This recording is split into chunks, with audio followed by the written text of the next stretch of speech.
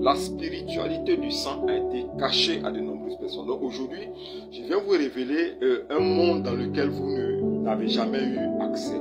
C'est-à-dire le spirituel et le sang sacré. Okay? Je vais révéler quelles sont les influences du sang sur la vie des personnes. Et quelles sont les capacités du sang et du pouvoir du sang qui influencent leur environnement et leur style de vie. Commencez déjà à vous abonner. Abonnez-vous, abonnez-vous, abonnez-vous. Partagez, partagez et likez parce qu'il y a quelque chose de fort qui sera dit aujourd'hui. Excusez pour la vidéo, monsieur Berg, mais je vais vous enseigner sur qu'est-ce que c'est que le sang. Okay? Je vais me référer à l'histoire de Caïn et puis d'Abel. Qu'est-ce qui s'est passé? Caïn, par sa jalousie, va frapper son frère Abel et le mettre à mort. Okay? Et il va vouloir se cacher devant la face du Seigneur. Dieu qui est en haut, voilà qu'il a posé. La question que Dieu a posée à Caïn, pourquoi est-ce que le sang de ton frère crie jusqu'à moi? Le sang a le pouvoir d'écrire. Si le sang a le pouvoir d'écrire, c'est que le sang a le pouvoir aussi de parler, de réclamer, agir sur la vie des personnes. Okay? C'est pour ça que je veux aussi me référer du verset d'Ézéchiel. Ézéchiel 16, le verset 6. Oui, le Seigneur passait à côté de quoi? D'Ézéchiel. Okay? Selon l'histoire, la représentation du peuple d'Israël a dit, je t'ai vu coucher dans ton sang et je t'ai vu dans ton sang. Donc un homme peut être captif dans son sang. Voici beaucoup de choses dont je vais parler en 10 minutes.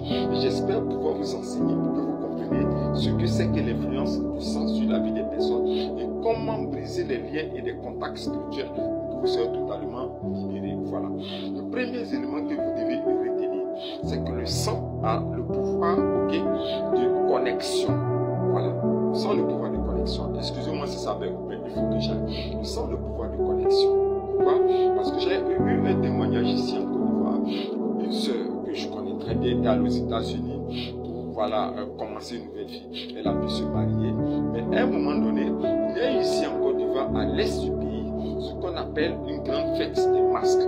Ici, on parle des masques grands. C'est à l'ouest de la Côte d'Ivoire. Ce sont des puissants masques qui sont adorés par un peuple particulier qu'on appelle les Guinéens. Et lors des festivités ou le grand festival des masques dans son village, la sœur a commencé, avant toute sa vie basculer, parce que sa mère, quand le masque danse, ce sont les femmes qui accompagnent le masque et qui jouent des instruments autour. Elles sont des animateurs, elles sont consacrées sur le masque.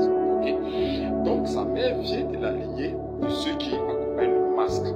Et lors de la cérémonie, la sœur commence à voir sa vie totalement basculer, puisqu'on lui a demandé d'envoyer de l'argent. Elle a envoyé son offrande pour pouvoir, comme dans l'ignorance, soutenir cette fête. Ensuite, cet argent était comme un sacrifice, une offrande sacrificielle de sa vie. Depuis ce moment qu'elle a fait ça, tout a commencé à s'écouler autour d'elle. Son foyer, son mariage, divorce, son travail, les enfants, ça ne va pas, jusqu'à ce que la soeur ait envie de venir en Côte d'Ivoire. Et c'est dans cette situation difficile-là que sa soeur qui est ici en Côte d'Ivoire me contacte pour qu'on puisse faire une prière pour l'aider là-bas. Lors de la prière, tellement qu'elle était puissante, cette prière, Dieu nous demande de prier et de déclarer des paroles contre le sang, contre la malédiction du sang. Et quand on a commencé à le faire, cette sœur-là, sa mère qui était sur place a commencé à convulser, il est tombé en transe. C'est sa mère qui va avouer pour est-ce que nous voulons libérer sa fille, puisqu'elle s'est saisie de ce qu'on appelle la multiplie spirituelle qui est dans son sang, pour pouvoir la jeûner et que c'est elle qui est à la base de tout ce qui est destruction de la vie de cette sœur. Donc vous comprenez quelque chose dans le sang. Il y a ce qu'on appelle la connexion spirituelle. Va dans tous les pays du monde. Tous les enfants d'une famille ont un seul sang. Ce qu'on appelle le sang identitaire, le sang originel. On trouve ce qu'on appelle l'arbre généalogique. Toute l'arbre généalogique d'une famille est connectée par le même sang, comme la sève d'un arbre, et par une même racine. Donc partout où tu vas, exorciser les méchants spirits, les spirits de la famille ont cette capacité de se saisir de cette connexion pour te trouver et pour t'atteindre de l'autre côté là-bas. Donc je viens te donner la solution pour que cette connexion soit brisée. Amen. Le deuxième élément que je peux vous dire concernant le sang est une prison. Comme le Seigneur disait, parlait du peuple d'Israël, il dit, je passais auprès de toi, peuple d'Israël, je t'ai vu baigner dans ton sang. Et je dis, vis dans ton sang, vis dans ton sang. Ézéchiel 7, le verset 6. Donc, il y a des personnes qui restent captives dans le sang. Vous comprenez? C'est-à-dire que quoi?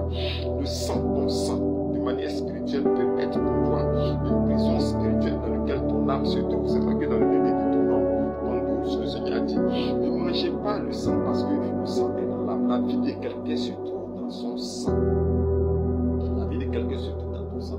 Donc, si tu es d'origine d'une famille marquée par le sang, la malédiction, ce sont des sacrificateurs, ce sont des occultistes, ce sont des satanistes, qui adorent le Dieu, qui ont des pratiques occultes, tu viens d'une famille béninoise, ce sont des gardiens des eaux sacrées, des forêts sacrées, des montagnes sacrées, tout ce qui est sacré, des adorations à haut niveau avec les démons. Automatiquement, je le dis, automatiquement, tu es tenu captif à travers ton sang à cause de l'alliance qui est de l'autre côté là-bas. Mais je vais te rappeler que le sang tisse aussi des alliances. On dit le sang de Jésus-Christ de Nazareth. C'est pas ce sang-là que nous sommes en alliance avec l'éternel Dieu, mais aussi dans le camp de l'autre côté là-bas. Le sang tisse aussi des alliances. Ton père était là, en face de l'esprit, en face du génie, pour tisser un pacte oral, okay, avec, si tu fais ça pour moi, je ferai ça pour toi aussi, si tu fais ça pour mes enfants. Donc, il livre ses enfants, ok. Moi, j'ai été sujet de ça. Je donne beaucoup de témoignages. Je viens d'une famille de prêtresses des eaux, une famille d'adorateurs des eaux, avec des hippopotames les plus sacrés. J'ai vu dans mon évolution spirituelle comment est-ce que dans mes rêves, je me trouvais dans des eaux inconnues, je me trouvais dans des fleuves inconnus. Mais j'étais en contact avec des hippopotames. C'est lorsque j'ai commencé à jeûner, comme ça, il m'a dit, mais écoute, ton nom est inscrit dans une alliance des eaux sacrées et ces hippopotames étaient la représentation des génies de cette eau. Il m'a fallu du temps et surtout la consécration pour briser cette alliance. Donc, ton père peut aller tisser une alliance, il peut aller écrire une alliance avec un esprit. Et toi, tu es condamné. C'est pour ça que Jérémie 31, le verset 29 au verset 31 dit, les pères ont mangé des fruits, ils sont veillés, mais c'est les dents des enfants qui ont payé le prix. Donc, les actes spirituels que nos parents font nous condamnent à travers notre sang. Parce qu'il s'est tenu là-bas avec son sang. Le sang a été témoin du contrat qu'il a fait avec son esprit. Okay? Le sang peut être aussi une marque significative sur ta vie. Le sang peut te marquer partout où tu vas. Ok? J'ai dit comme ça à quelqu'un qui ne connaît pas le mystère de la sorcellerie. Moi, je comprends la sorcellerie. Quand la sorcellerie a lancé une exécution partout, tu vas le monde entier. Il y a une marque qui est sur toi. Je leur donne le droit de te frapper et de réclamer. Voilà. Réclamer leur mouton pour commencer à le confrérer. Pourquoi?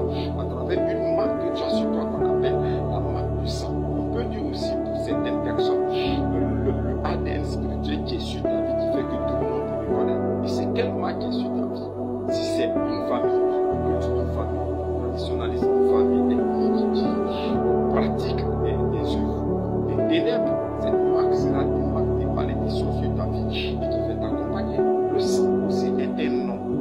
Sinon, on ne va pas dire à telle personne que tu es de la lignée royale, ton sang est de la lignée royale. Donc, si on appelle certaines personnes, si on dit à certaines personnes que le sang est de la lignée royale, on peut dire aussi à toi qui es au Cameroun, pour moi, je ne vois que ton sang est de la lignée des féticheurs, ton sang est de la lignée des magiciens, ton sang est de la lignée des occultistes. Donc, déjà, ça devient une identité, et ce n'est pas la vraie identité que tu portes sur ta vie, c'est une identité héritée de ta famille. Donc moi j'ai dit quoi? Je dis que la généalogie de la famille à travers le sang nous transmet quoi? Des dettes et des crédits. Tu dois payer des dettes que tes parents spirituellement ont contractées, tes ancêtres spirituellement ont contractées. Tu dois les payer. Tu dois rembourser aussi des crédits spirituels que tu ne sais même pas.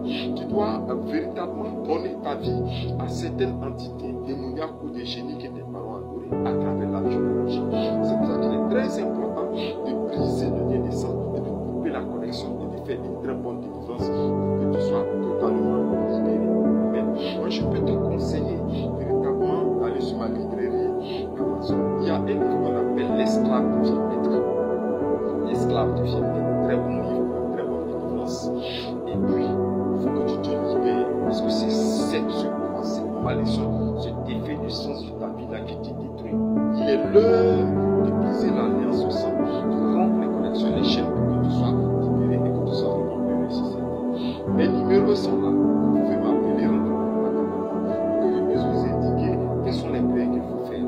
Et je vous conseille le livre qu'on appelle L'esclave devient maître. Un très bon livre qui permet de faire une très bonne délivrance au niveau des adorations de famille. Vous serez totalement libéré. La vidéo a bugué, mais j'ai été très heureux de savoir que vous l'avez regardé, que vous avez entendu le son de ma voix. Jésus-Christ vous aime. Donnez votre vie au Seigneur Jésus-Christ, vous ne l'avez pas fait. Appelez-moi, rentrez en contact avec moi. Allez ici sur ma librairie chrétienne Amazon, vous allez voir qu'il y a des très très bonnes choses. Appelez-moi et je vais vous aider. Dieu vous bénisse et shalom.